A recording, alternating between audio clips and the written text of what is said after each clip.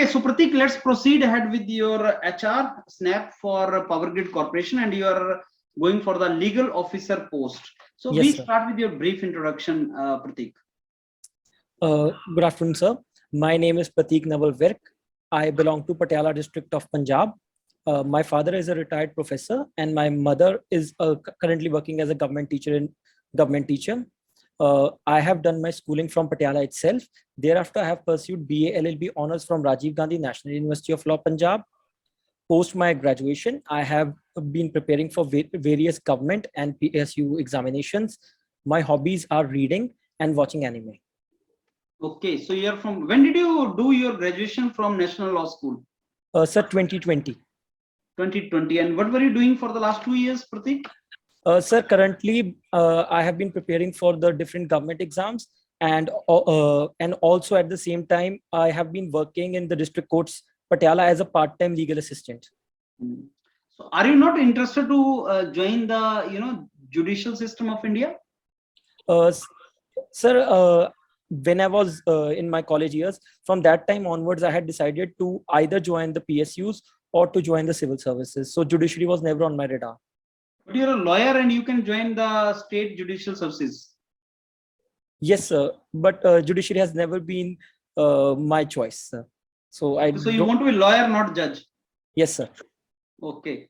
So Pratik, what is so special about Patiala? We have heard a lot about Patiala. Sir, Patiala is one of the princely states of Punjab. It was established by Baba Ala Singh in 1763. So we have, during the missile system of Punjab, one of the missiles, Fulkia missile, was based in Patiala. And the former Chief Minister of Punjab, Captain Amrinder Singh, belongs to the Fulkia missile.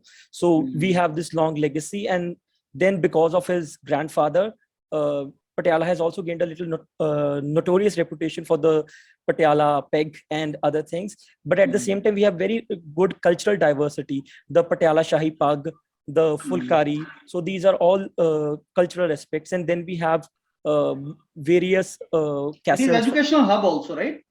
Yes, sir. In the modern day, Patiala is an educational hub. We have medical colleges also. We have engineering colleges also, right? Yes, sir. Medical college, engineering college, even Punjab University, Patiala. So we have a state university also. Is it well connected by rail train routes? Sir, the rail routes are not very well connected because mostly if you want to go by rail, you have to go to Ambala. Okay. So this is an issue. The bus service is otherwise good, and the airport is near because Chandigarh is only 1 hour drive away. Okay. So now tell me, Pratik, what motivated you to join public sector? Why you want to join public sector? Sir, legal officer. Yes, sir. Sir, I have primarily 3 reasons for joining public sector. Number one, I believe public sector enterprises are not solely governed by profit motives, but they also serve as serve social purposes. Thus, they contribute to the nation building process. Secondly, sir, I believe that public sector enterprises have large scale operations. So you get exposure to large scale projects that adds both to your job profile and gives you personal satisfaction. Lastly, sir, I believe public sector enterprises offer a better life and work balance as compared to private sector enterprises. So how these corporate laws are different from other laws, civil laws and all? So corporate laws are specifically related with the corporations. Civil laws deal with individuals, and corporate laws deal with legal persons, the entities which do not have actually basis in biologically, but they have been created for the purpose of legal. So they are different. They have different judicial, even the judicial system is very different. You do not go in corporations to the normal civil courts, but we have the National Company Law Tribunal and the National Company Law Appellate Tribunal. And even for their insolvency process, the same tribunals are there. And then you go to the higher courts, the High Court or the Supreme Court. So it is very distinct, and even the corporate system itself has very distinct characteristics as compared to a civil system. So are you practicing presently, Pratik? Yes, sir, I'm practicing as a legal assistant in district courts. You have not taken independent cases so far? No, sir. Sir, because I want to quote here, sir, MC Shagla. So he says that when you go into practice, you at least need 3 to 4 years before you can independently handle your cases, because nobody is going to give you cases. You actually need to learn a lot. So professionally, you need to be groomed in order to be a lawyer. You're not born a lawyer, you're groomed to be a lawyer. So what do you know about bar councils? So the bar under the Advocates Act 1961, bar councils have been established. So in order to become an advocate, you first need to enroll under, you need to clear the All India Bar exam, and then you become part of the bar council of a particular state.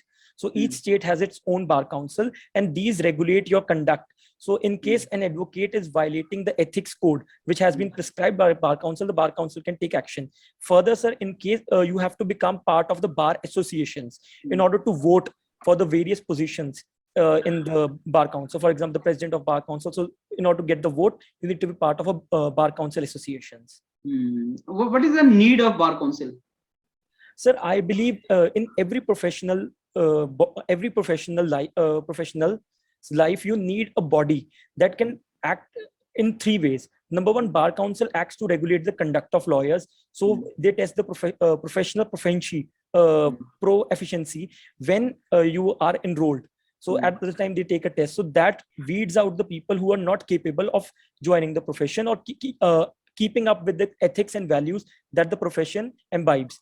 Secondly, sir, bar councils during the time of COVID were very helpful because they were able to provide, because we have this welfare fund.